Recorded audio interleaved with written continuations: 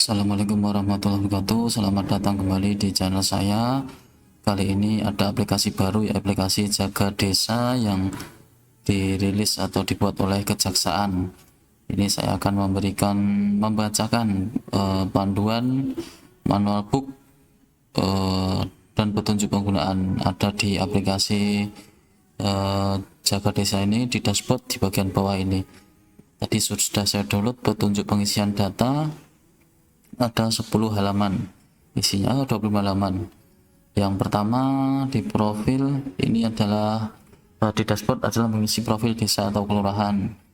Nama kolom sudah jelas, ini provinsi, kabupaten, kecamatan, nama desa atau kelurahan, nama kepala desa atau lurah, nomor HP kepala desa atau lurah, nama sekretaris desa, nomor HP sekretaris desa, nama bendahara desa, nomor HP bendahara, kode pos. Ini sudah jelas semua. Ini geografi, uraian kondisi di geografi yang ada di suatu desa. Misalnya ini di tempat saya adalah agraria atau pertanian dan di dataran rendah. Lanjut, kemudian demografi, uraian kondisi demografi yang ada di suatu desa. Kemudian wisata, jika terdapat daftar tempat wisata yang ada di daerah kita. Lanjut di bagian 2 adalah RPJM desa atau kelurahan. Pin map ini lokasi pekerjaan, penanggung jawab. Jadi ini diisi rencana kegiatan ini. Oh iya, isinya musrenbang ini. Kemudian tahunnya, keputusan musrenbang, dokumen keputusan musrenbang, papan pengumuman pemenang lelang yang ada di desa atau kelurahan itu untuk proyek dengan biaya lebih dari 200 juta rupiah. Kemudian revisi keputusan musrenbang jika ada, alasan revisinya, kemudian catatannya, detail pekerjaan. Ini adalah nama proyek, jadi mengisi proyek yang dikerjakan di tahun sesuai yang diinput. Kemarin anjuran dari Kejaksaan diinput mulai tahun 2023, mungkin beda di daerah lain. Ini jumlah anggarannya, penanggung jawab, pelaksana proyek, semuanya sudah jelas. Ini keputusan lelang, ini jika memang perlu lelang ke pihak ketiga untuk proyek dengan biaya lebih dari 200 juta rupiah. Anggaran desa atau kelurahan ini sudah jelas semua. Ini silahkan dibaca sendiri, ada 25 halaman. Pelaporan kegiatan ini SPJ ini. Oh, foto proyeknya minimal 2, jadi ada foto proyek saat 100%. Yang selanjutnya adalah sosialisasi bina desa atau kelurahan. Modul ini bertujuan untuk mencatat kegiatan atau sosialisasi apa saja yang dilaksanakan di desa.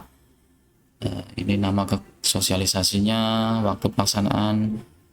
Ini jika ada sosialisasi, mungkin ada sosialisasi penyaluran dana transfer desa tahap 1 atau 2, biasanya ada sosialisasi ataupun ada kegiatan sosialisasi yang lain.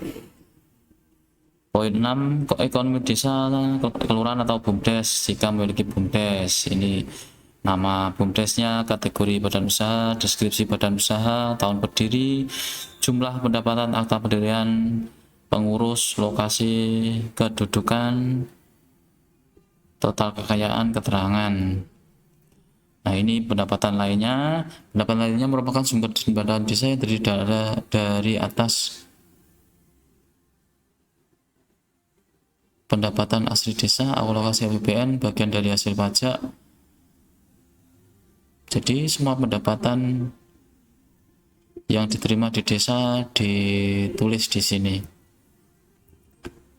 Aset tanah dan bangunan. Aset desa adalah tanah ataupun bangunan milik desa yang berasal dari kekayaan asli milik desa, dibeli atau diperoleh atas beban anggaran pendapatan dan belanja desa atau APBDes atau perolehan hak lainnya yang sah berdasarkan peraturan Permendagri nomor 1 tahun 2016. Ini yang perlu diisi adalah nama aset tanah dan bangunan, asal-usul aset, tahun diperoleh, status kepemilikan, pengelola, penguasaan catatan, bukti kepemilikan atau sertifikat, dan gambar atau dokumentasi aset tanah dan bangunan. Yang kesembilan, aset selain tanah dan bangunan desa.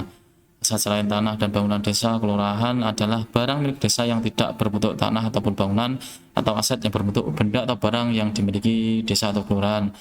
Biasanya punya kendaraan dinas, mulai dari roda 2, roda 3, dan roda 4 untuk mobil siaga, ataupun aset berupa laptop dan yang lainnya bisa ditulis di sini. Yang perlu diisi adalah nama aset, penanggung jawab, status, nilai perolehan, deskripsi, dan gambar ataupun dokumentasi. Yang 10 adalah posko desa atau kelurahan moderasi beragama. Ini untuk apa ini?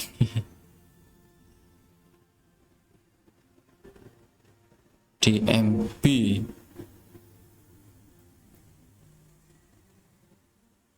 Posko moderasi beragama. Ini di skip saja bagi yang tidak ada ini. Coba kita Google posko desa moderasi beragama.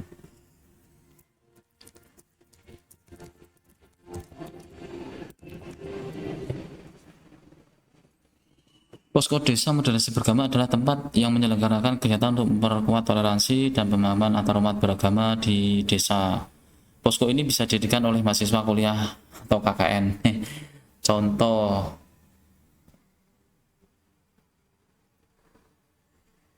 jadi untuk lintas agama ini. Nah, jika tidak ada, di skip saja. Yang selanjutnya, permasalahan hukum jaga desa atau kelurahan. Untuk data permasalahan hukum jaga desa lampau namun belum ada penyelesaian atau statusnya masih belum selesai, maka data tersebut wajib dimasukkan di data permasalahan hukum jaga desa sebagai pengingat untuk ditindaklanjuti segera. Jadi ini untuk masalah hukum yang dihadapi desa dan statusnya belum selesai. Kalau sudah selesai tidak perlu diisi. Yang perlu diisikan adalah permasalahan, kasus posisi singkat, aturan yang dilanggar, sumber informasi, jenis atau bentuk penyelesaian, penanggung jawab, dan catatan. Selanjutnya adalah objek cagar budaya. Data yang dimasukkan di sini merupakan objek cagar budaya maupun objek yang diduga cagar budaya yang ada di suatu desa kelurahan, baik itu yang sudah memiliki sertifikat maupun belum memiliki sertifikat atau belum terdaftar. Untuk ditindaklanjut pembuatan sertifikat ataupun pendaftarannya segera. Ini cagar budaya bagi yang ada di desa atau kelurahan masing-masing. Permasalahan hukum objek cagar budaya. Untuk data-data permasalahan hukum terkait objek cagar budaya, objek diduga cagar budaya lampau namun belum ada penyelesaian ataupun statusnya masih belum selesai, maka data tersebut wajib dimasukkan di data permasalahan hukum jaga objek cagar budaya atau objek diduga cagar budaya ini sebagai pengingat untuk ditindaklanjuti segera. Jika ada yang diduga atau sudah ditunjuk sebagai objek cagar budaya tapi status kepemilikan tanahnya mungkin belum jelas, bisa ditulis di sini. Lanjut, pengawasan ormas atau LSM atau paguyuban. Ini diisi jika desa atau kelurahan tersebut terdapat organisasi masyarakat atau LSM atau paguyuban yang telah terdaftar. Oh, ini baik itu yang sudah memiliki akta berian atau maupun yang belum memiliki akta berian.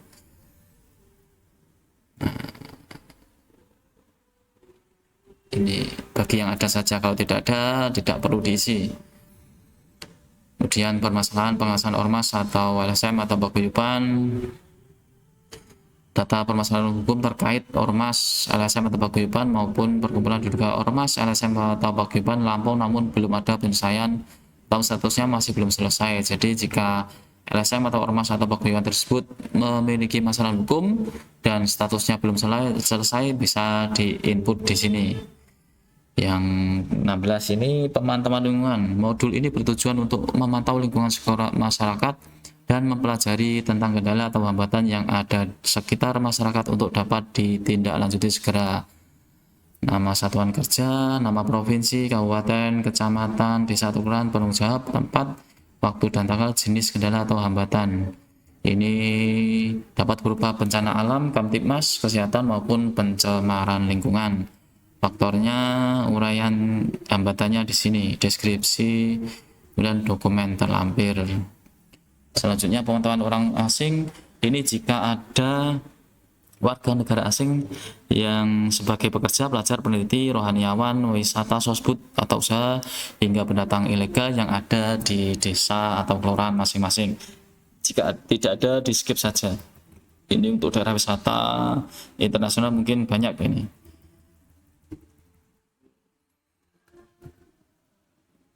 Wah, inputnya banyak. Kemudian ini analytic statement, analytic sentiment. Modul ini bertujuan untuk memantau sentimen tentang dana desa seperti apa yang berkembang di desa atau kelurahan. Kolomnya mulai dari sumber dana dan tren perkembangan. Apa ini? Analitik sentimen berita. Modul ini bertujuan untuk memantau sentimen dari berita-berita yang berkembang di desa kelurahan. Analitik sentimen tren. Ini tidak ada deskripsinya. Ini kemarin belum dijelaskan oleh kejaksaan untuk apa. Yang pasti labdu itu juga apa. Yang diisi untuk awal adalah profil desa dulu. Ini tadi sudah saya login. Intinya di Jaga Garda Desa atau kelurahan. Silahkan upload dulu profilnya. Ini diedit saja nanti. Nah, mulai profil desa, RAPBD, semuanya ini kalau bisa diisi semua. Kalau tidak bisa silahkan tanyakan ke kejaksaan nanti.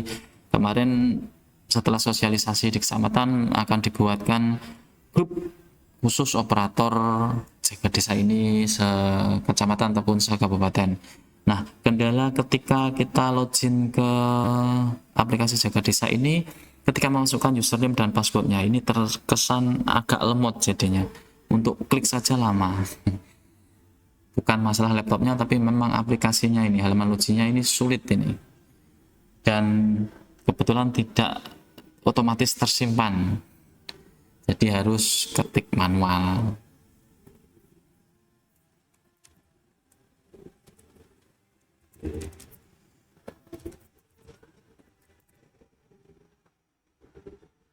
Nah, ini ketika ngetik juga lama sekali munculnya. Yang captchanya seringkali kita memasukkan captcha yang benar tapi dianggap captcha tidak sesuai. Jadi harus diulang berkali-kali. Oh, ini alhamdulillah langsung sukses masuk ini. Itu tadi manual book pengisian aplikasi jaga desa. Nanti bisa disimpan alhamdulillah. Nanti saya akan coba mengisi satu persatu di dashboardnya ini. Semoga bisa. Sampai bertemu di video selanjutnya. Assalamualaikum.